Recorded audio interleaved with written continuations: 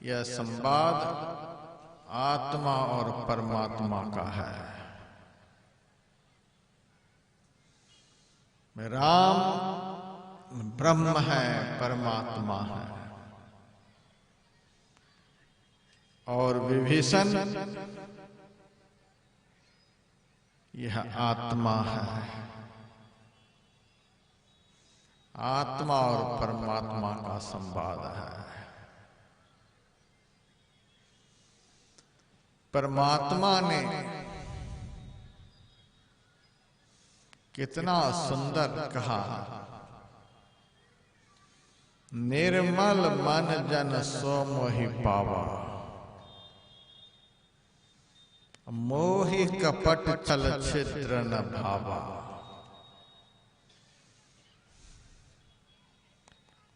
मेरा दर्शन अर्थात परमात्मा का दर्शन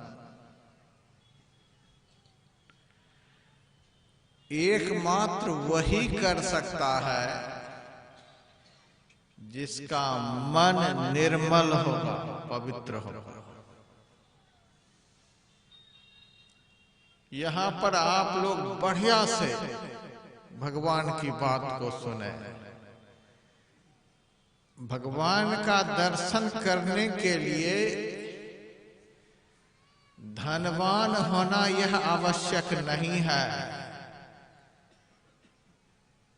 भगवान को प्राप्त करने के लिए, भगवान का साक्षात्कार करने के लिए विद्वान होना यह आवश्यक नहीं है।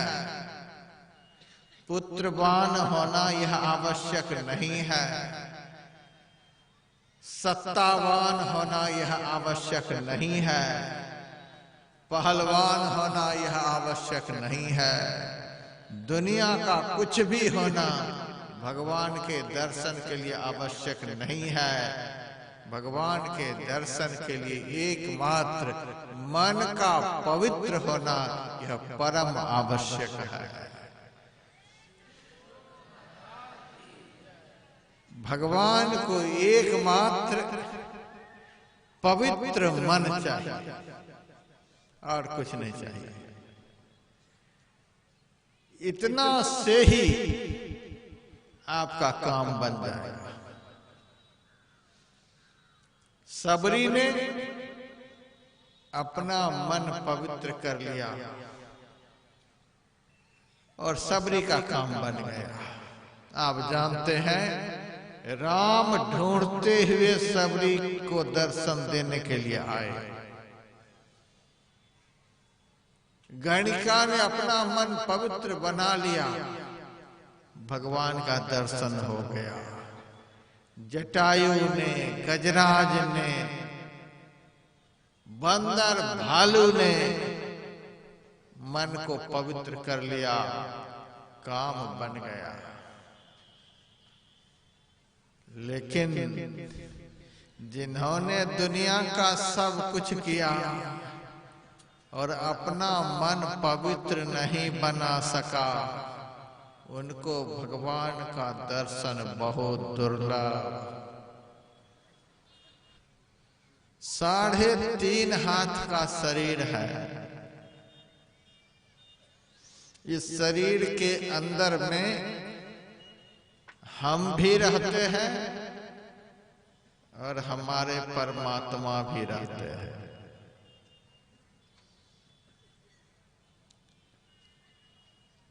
लेकिन आज तक दर्शन हुआ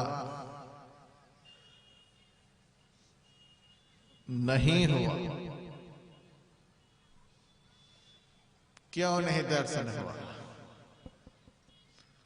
मन ही पवित्र नहीं है। आप कहेंगे हम तो आत्मा हैं,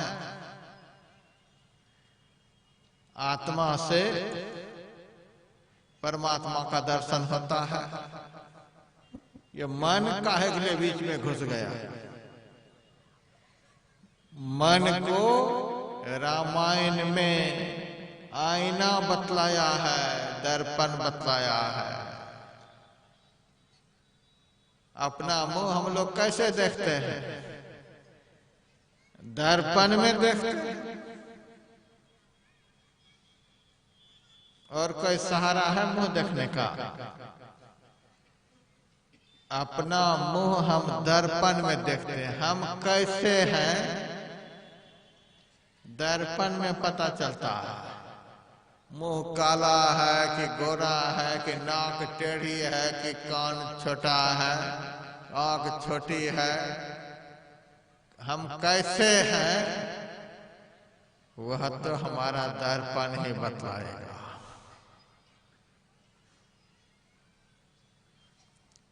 दर्पण के सहारे हम अपना मुंह देखते हैं। दर्पण मुंह दिखलाने के लिए सबसे महत्वपूर्ण सहारा है। उसी तरह से मन परमात्मा का दर्शन कराने के लिए बहुत ही महत्वपूर्ण सहारा है।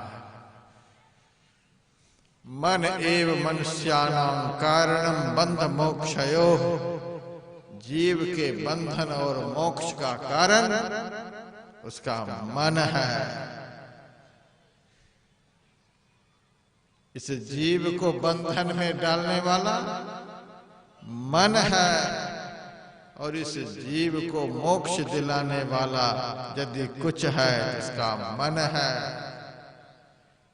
मलिन मन, अपवित्र मन, पापी मन जिसका है वह जीव बंधन में पड़ा हुआ रहता है। जिसका मन निर्मल है, पवित्र है, स्वच्छ है, पाप से रहित है, उसका ही मन जीव को मुक्ति प्रदान करता है। बहुत बड़ा सहारा है। अपना मुंह लोग दर्पण में देखते हैं। दर्पण में यदि कोई कालिख पोत दे तो मुंह दिखलाई देगा? नहीं दिखलाई देगा। अपना मुंह साफ साफ देखने के लिए दर्पण साफ होना चाहिए। उसके बाद दर्पण तो साफ हो, लेकिन वह जमीन पर रखा हुआ हो तो मुंह दिखेगा। अपना मुंह देखने के लिए दर्पण बिल्कुल सामने हो, दर्पण साफ हो, दर्पण बिल्कुल सामने हो। दर्पण को यदि हाथ में लेकर ऊपर नीचे बाएं दाएं आप करते रहेंगे तो मुंह बढ़िया से दिखेगा? नहीं दिखेगा। तो दर्पण स्थिर भी हो। 3 बातों पर ध्यान देना है। अपना मुंह देखने के लिए दर्पण साफ होना चाहिए, दर्पण सामने होना चाहिए और दर्पण स्थिर होना चाहिए। उसी तरह से आत्म दर्शन करने के लिए, परमात्म दर्शन करने के लिए मन रूपी दर्पण साफ होना चाहिए, निर्मल होना चाहिए और बाएं दाएं नहीं होना चाहिए, ईड़ा पिंगला की तरफ नहीं होना चाहिए, बिल्कुल 10वां द्वार के सामने होना चाहिए, बिल्कुल सामने होना चाहिए। मन रूपी दर्पण चंचल नहीं होना चाहिए, वह स्थिर होना चाहिए। मन साफ भी हो, मन सामने भी हो, मन स्थिर भी हो, तब आत्मदर्शन होता है, तब आत्मानंद प्राप्त होता है। लगभग 28-29 साल पहले की बात है। मैं महर्षि संतसेवी परमहंस जी महाराज के साथ दिल्ली से रांची जा रहा था। प्लेन का टिकट था पहली बार मैं उनके साथ प्लेन से जा रहा था।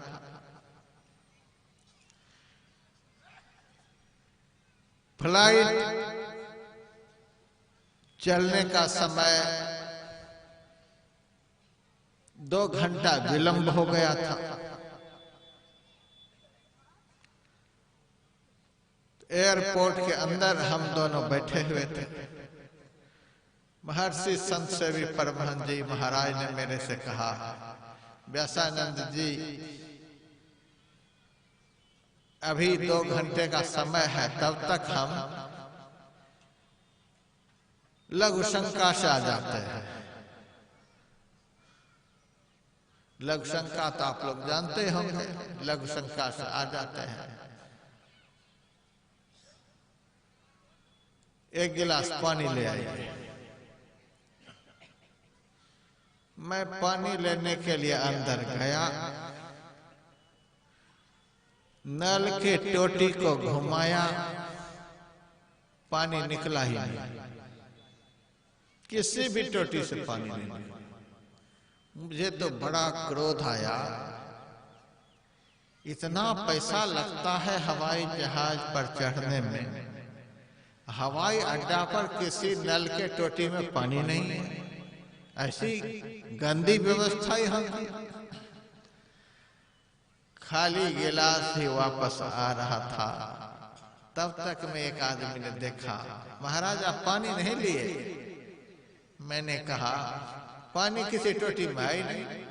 सब टोटी को घुमा करके देखा, किसी से पानी नहीं निकला। उन्होंने कहा महाराज आप पहली बार जा रहे हैं क्या? मैंने कहा जा तो रहा हूं पहली बार। उन्होंने कहा सब टोटी में पानी है, अभी मेरे साथ चलिए, सब टोटी से पानी निकले।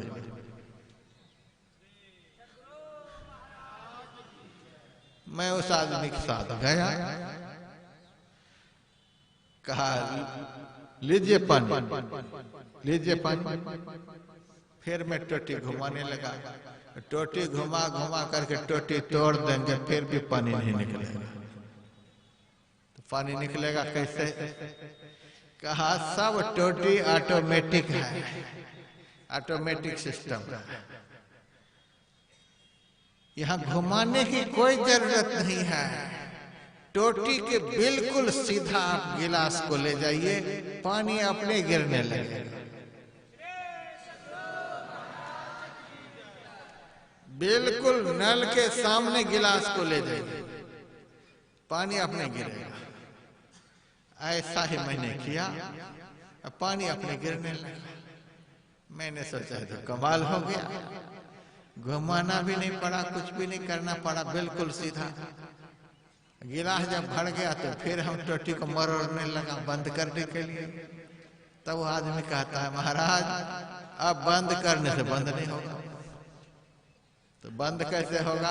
गिलास सामने से हटा लो, हटाओ सामने से। हटा लिया, यह भी कमाल हो गया। पानी लेकर महाराज जी के पास हम गए। उन्होंने कहा बड़ी देर लग गई है गिलास पानी लाने में। मैंने कहा आज तो बड़ा कमाल हो गया। कमाल क्या हुआ? मैं तो खाली ही वापस आ रहा था, किसी टोटी से पानी ही नहीं निकल रहा था। एक आदमी मेरे साथ गया, उन्होंने कहा सब में पानी है, नल के ठीक सामने गिलास को ले जाइए, अपने पानी गिरेगा। हटा लीजिए, अपने बंद हो जाएगा।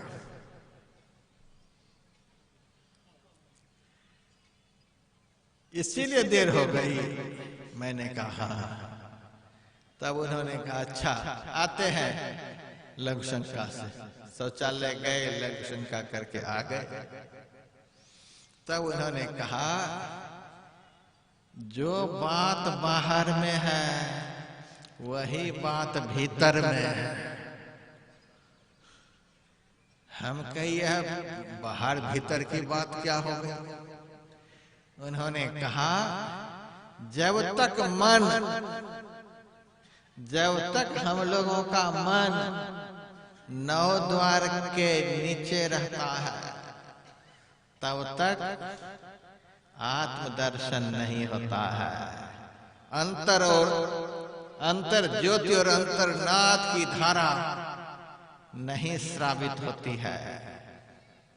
9 द्वारों में जब तक बंद रहता है तब तक वह धारा नहीं बहती। अंतर ज्योति और अंतर्नाद ही आत्मा की धारा है। अंतर ज्योति और अंतर्नाद ही आत्मा का स्वरूप है। मन रूपी गिलास जब तक 10वां द्वार से नीचे रहेगा तब तक नहीं कुछ निकलेगा। बाईं तरफ रहेगा तो भी नहीं, दाईं तरफ रहेगा तो भी नहीं।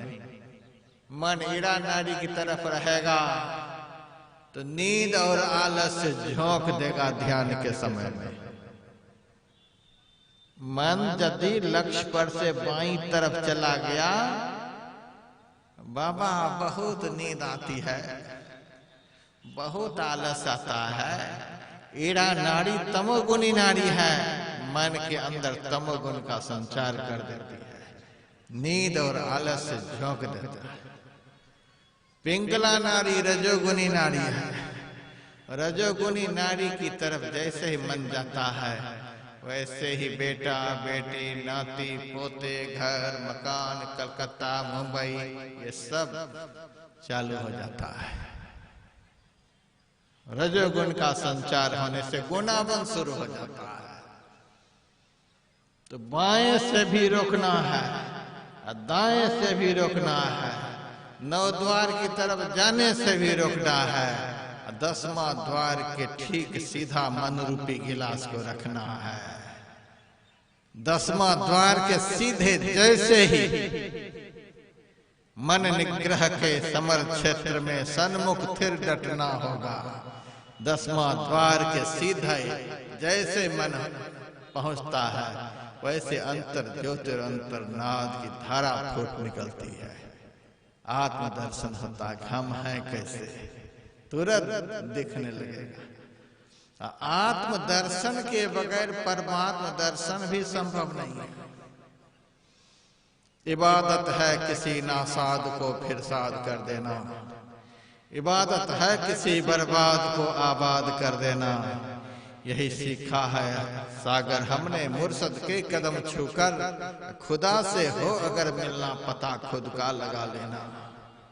आत्मदर्शन करने के लिए मन रूपी गिलास को 10वां द्वार रूपी नल के ठीक सीधे ले जाना, बिल्कुल सीधा रखिए। जैसे सीधा हो, जैसे स्थिर हो, वैसे ही कुछ ना कुछ चिन्ह जरूर प्रकट होगा।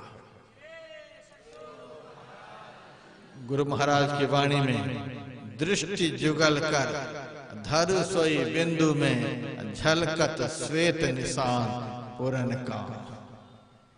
तो दृष्टि के सामने मन का भी होना चाहिए, बाएं दाएं के बीच में मन होना चाहिए।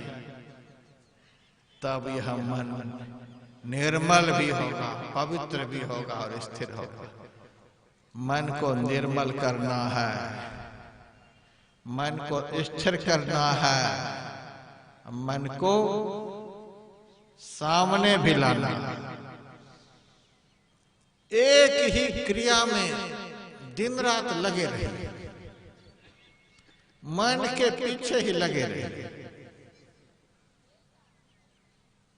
संत कबीर साहब की वाणी में तन धर सुखिया कोई न देखा, जो देखा सो दुखिया। सबको कबीर साहब दुखी ही बता रहे हैं। ब्रह्मा विष्णु महेश्वर दुखिया, उनको भी दुखी ही बतला दिए। अवधूत दुखिया, भूपति दुखिया, रंग दुखी, विपरीति हो, सबको दुखी बतला दिए। कहे कबीर सकल जग दुखिया, सारे संसार को दुखी ही बतला दिए। गुरु नानक देव जी महाराज कहते हैं, नानक दुखिया सब संसार सब दुखी, सब दुखी सब दुखी। तो कबीर साहब से पूछा गया, आपकी दृष्टि में सुखी आदमी कोई भी नहीं, सब दुखिया ही दुखिया है। कबीर साहब ने कहा हमारी दृष्टि में एक ही आदमी सुखी है। कहा उस आदमी का नाम क्या है जो सुखी है? ब्रह्मा जी, विष्णु भगवान, शिव जी, देवराजेंद्र, कोई राजे महाराजे? नहीं जी, नहीं जी। आपकी दृष्टि में कौन एक आदमी सुखी है? कबीर साहब ने कहा संत सुखी, एकमात्र संत ही सुखी है। भक्तों ने पूछा सब लोग दुखी हैं, एकमात्र संत ही सुखी है। संत ने कौन ऐसा काम किया, कौन ऐसा काम किया जो दुनिया में सबसे ज्यादा सुखी संत ही है? एक ना एक दिन हार करके सबको संत के चरणों में ही आना पड़ता है।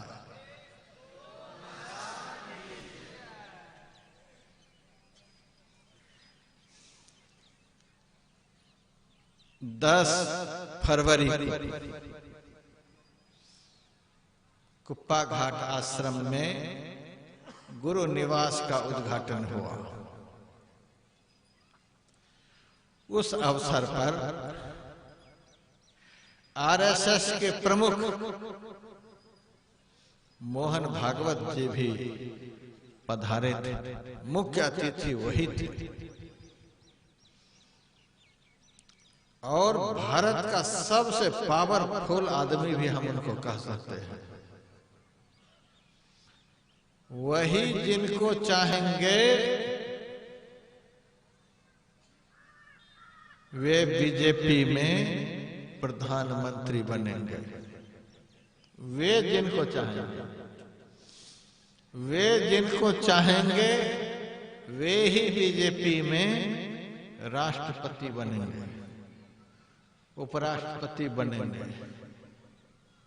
जिनको जो बनना चाहेंगे अभी भारत में उनको वो बना देंगे। इतने पावरफुल आदमी, जो सुरक्षा गार्ड राष्ट्रपति के साथ वही उनके साथ। बहुत पावरफुल आदमी। वे आए थे कुप्पा घाट आश्रम। मैं भी उनके साथ में था। जहां जहां वे जाते थे वहां वहां मैं भी जाता था। गुरु महाराज के निवास में जब गया तो उनके हाथ में माला दी गई। वे गुरु महाराज के चित्र पर माला पहनाए और मस्तक जमीन में सटा करके प्रणाम किए।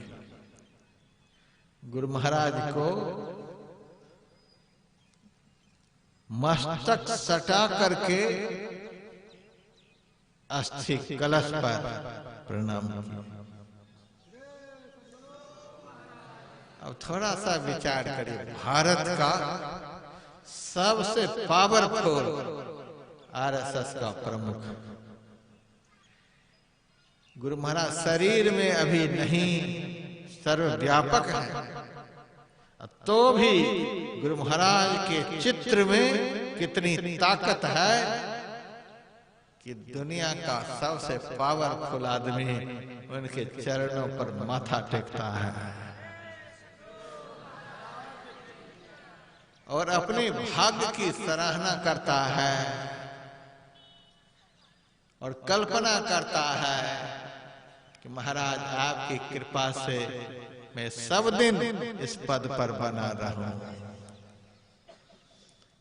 अब देखिए गुरु महाराज में कितनी शक्ति, संत में कितनी शक्ति।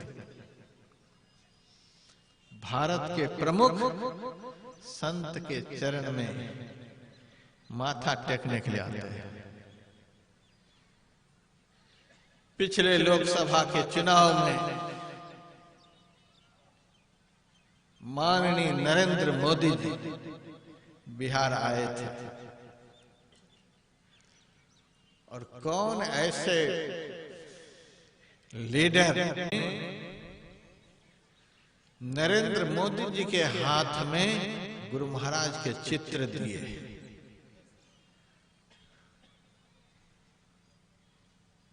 नरेंद्र मोदी जी उस चित्र को देखकर इतने प्रभावित हुए कि उस चित्र को उन्होंने उठाकर माथे पर रख लिए। अखबार में छपा था, ऐसे मैं नहीं मंच पर से बोल रहा हूं, अखबार में छपा था, वीडियो वायरल हुआ। आज भी आप मोबाइल में सर्च करेंगे वह चित्र निकल आएगा।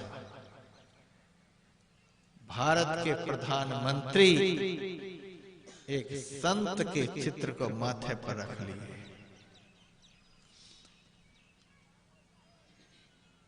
उसी दिन मेरे हृदय से उद्गार प्रकट हुआ, जिस लीडर ने संत को माथे पर रख लिया, दुनिया की सारी ताकत नाक रगड़ के मर जाएगी, उस लीडर को नीचे नहीं गिरा पाएगी। नाक रगड़ रगड़ के मर जाएगी, सारी ताकत एक तरफ हो जाएगी, और जिनकी तरफ संत की ताकत है, उस ताकत के सामने सारी ताकतें धूल में मिल जाएंगी। वोट भी देना, खाली जयकारा बोलने से काम नहीं चलेगा। खाली जयकारा से काम नहीं, जब तक वह लीडर भारत की सत्ता में रहेगा, तब तक ही भारत गौरवान्वित रहेगा। नहीं तो भारत को कौन पूछता था। आज दुनिया सिर टेकती है, दुनिया में नाम भारत का है, इसी लीडर के चलते। और यह लीडर इतना पावरफुल इसीलिए बना, इस लीडर ने संत को माथे पर ले लिया। गुरु को सिर पर राखिए, चलिए आज्ञा माही, कह कबीर दास को तीन लोक भय नाहि। जो संत को, सदगुरु को सबसे ऊंचाई पर रखेंगे, सिर पर रखिए का मतलब यानी कि माथे पर लेकर घूमते रहिए।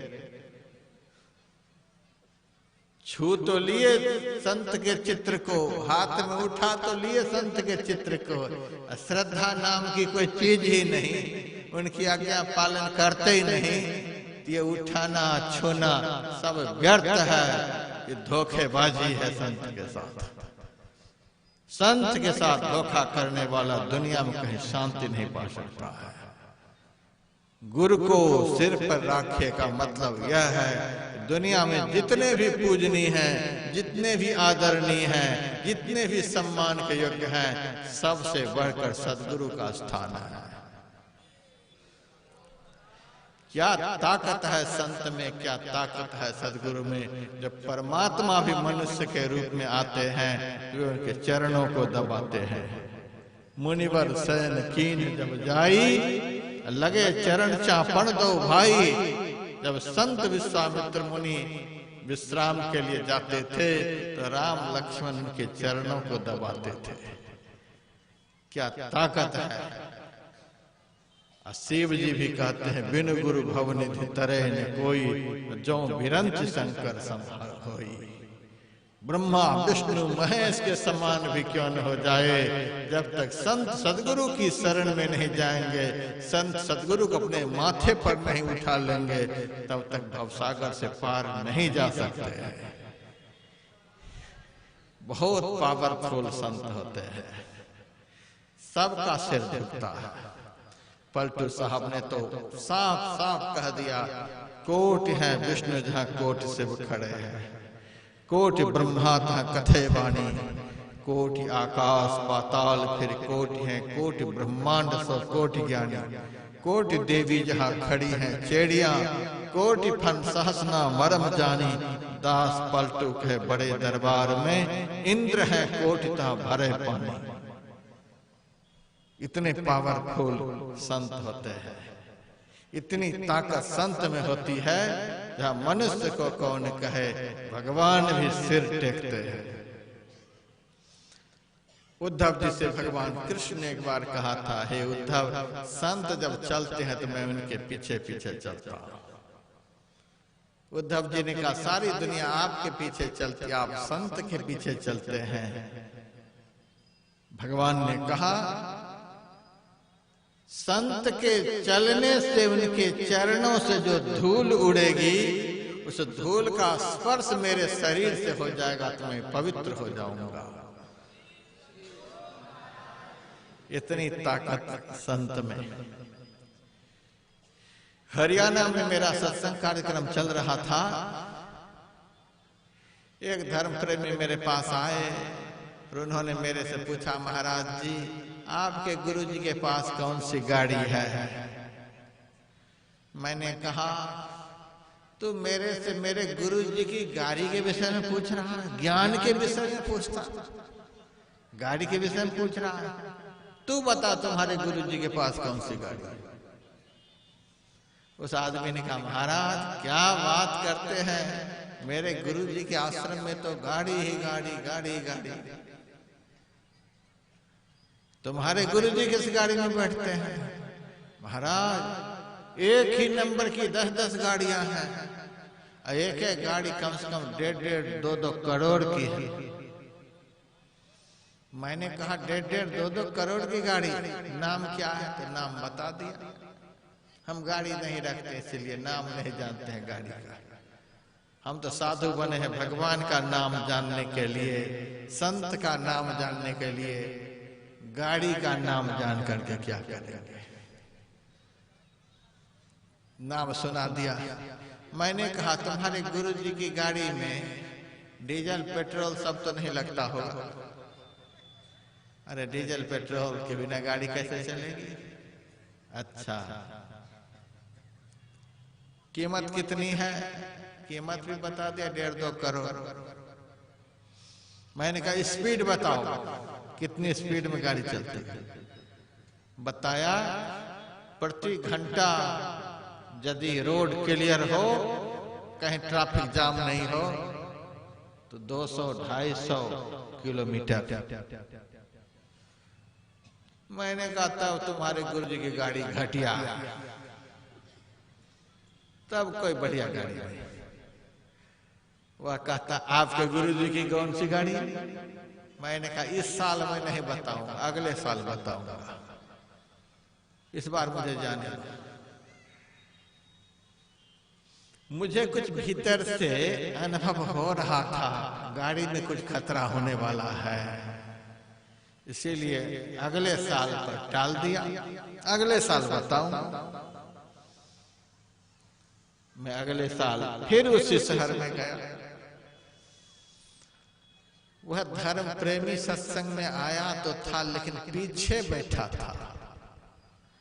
हम तो सुदर्शन चक्र की तरह पंडाल में नजर को दौड़ाते हैं, कौन किस तरह से बैठा है, कौन किस तरह से बैठा है, कौन इधर जा रहा है, कौन उधर जा रहा है, किसको मच्छर पंडाल में खा रहा है, कौन छटपटा रहा है। हम तो पूरा पंडाल देखते हैं, और इस तरह से देखे बगैर सामाजिक परिवर्तन सत्संग के माध्यम से हो नहीं सकता है। खिचड़ी फर्रोश सत्संग हो जाएगा यदि वक्ता की आंखें सुदर्शन चक्र की तरह पंडाल में नहीं घूमेगी, तो सामाजिक संतुलन समाप्त हो जाएगा। देख लिया, वह पीछे बैठा हुआ था, प्रवचन सुना दिया, आरती हो गई, सब प्रणाम के लिए आए। वह भी शर्माता हुआ धीरे धीरे आ रहा था। पीछे ही कुछ खड़ा होकर के प्रणाम किया। मैंने इशारे से बुलाया, आ जाओ आ जाओ, आज मैं अपने गुरुजी के गाड़ी के विषय में बताऊंगा, आ जाओ। आ गया। मैंने कहा, आज मैं अपने गुरुजी की गाड़ी के विषय में बतलाऊंगा, लेकिन पहले तू बता कि तुम्हारे गुरुजी आजकल कहाँ हैं? शर्म के मारे सिर झुका लिया, कहा क्या बताएं महाराज। अरे बोलता क्यों नहीं, बता दे, धीरे से बता दे। तब कहता है जेल में है, जेल में है। 1.5-2 करोड़ की गाड़ी गुरुजी को जेल में जाने से नहीं बचा पाई। 200-250 किलोमीटर प्रति घंटा की स्पीड से चलने वाली गाड़ी गुरुजी को भगा करके इधर उधर लेकर के नहीं चली गई। वह कीमती गाड़ी गुरुजी को जेल जाने से नहीं बचा पाई। अरे महाराज ज्यादा फजीहत मत करो, ज्यादा नहीं करो। मैंने कहा अच्छा चलो, अब हम अपने गुरुजी की गाड़ी के विषय में बतलाते हैं। हमारे गुरुजी के पास जो गाड़ी है उसमें डीजल पेट्रोल लगता ही नहीं, ड्राइवर की भी कोई जरूरत नहीं, गियर सब बदलने की कोई जरूरत नहीं, चक्का में हवा भरने की भी कोई जरूरत नहीं। और कीमत दुनिया में कोई हमारे गुरुजी की गाड़ी की कीमत नहीं बता सकता। ऐसी कौन सी गाड़ी है, स्पीड बताओ। मैंने कहा हमारे गुरुजी की गाड़ी की स्पीड एक पल में, एक क्षण में सारे ब्रह्मांड पल ही में फिरे नवखंड ब्रह्मांड सब। देखियो अनदेखियो सो तो या तो नहीं छान है, जा तो नहीं जानियत अब तो नदी से कछु, ऐसे ही बलाई से अब तो परो पानो है। सुंदर कहत या की गति हु न लखी परे, मन के प्रतीत को करत दीवानो है। क्या नाम है महाराज आपके गुरुजी की गाड़ी का? मेरे गुरुजी की गाड़ी का नाम है मन। संत की गाड़ी का नाम मन। संत जो होते हैं वे मन की सवारी करते हैं, मन को चलाते हैं। मन के मते न चालिए, मन के मते अनेक, जो मन पर असवार है वह साधु को एक। जो मन की सवारी करता है, जो मन को अपने नियंत्रण में रखता है, जो मन को अपने सामने रखता है, जो मन को स्थिर करके रखता है, जो मन को पवित्र बना करके रखता है, उसी को संत कहते हैं, उसी को सद्गुरु कहते हैं। और जिन्होंने मन की सवारी कर ली, मन को वश में कर लिया, मन को बस में करने वाला, मन को पवित्र करने वाला, मन को स्थिर करने वाला, वह आदमी इतना पावरफुल हो जाता है कि सृष्टि के मानव को कौन कहे, सृष्टि के प्राणियों को कौन कहे, सृष्टि के मालिक परमात्मा को भी अपने बस में कर लेता है। परमात्मा भी उनके बस में हो जाते हैं जिन्होंने अपने मन को बस में कर लिया। इसीलिए कहा चेतः खल्वस् बंधाया निबंधाया सुरी मता। कपिल भगवान ने कहा हे माता, देवहूति जीव के बंधन और मोक्ष का कारण है मन है। भगवान बुद्ध ने भी कहा सुमार्ग में लगा हुआ मन जितना मनुष्य का कल्याण कर सकता है, उतना कल्याण, उतनी सहायता माता पिता भाई बंधु सगे संबंधी कोई भी नहीं कर सकते। कुमार्ग में लगा हुआ मन मानव को इतना दुख देता है, इतना कष्ट देता है, जितना कष्ट दुनिया को कोई दुश्मन नहीं दे सकता है। यदि इसका नियंत्रण हो गया, इससे ज्यादा सुख देने वाला कोई नहीं। यदि इसका नियंत्रण नहीं हो पाया, इससे ज्यादा दुख देने वाला भी कोई नहीं। सत्संगी भाई बहनों, हम आपसे कहते हैं, आप अपने को धन के अभाव के कारण दुखी समझ रहे हैं। पुत्र के अभाव घर नहीं बना इसीलिए अपने को दुखी समझ रहे हैं। बच्चे की नौकरी नहीं हुई इसीलिए अपने को दुखी समझ रहे हैं, व्यापार बढ़िया नहीं चला इसीलिए अपने को दुखी समझ रहे हैं। नहीं नहीं, आप मन के गुलाम हैं इसीलिए आप दुखी हैं।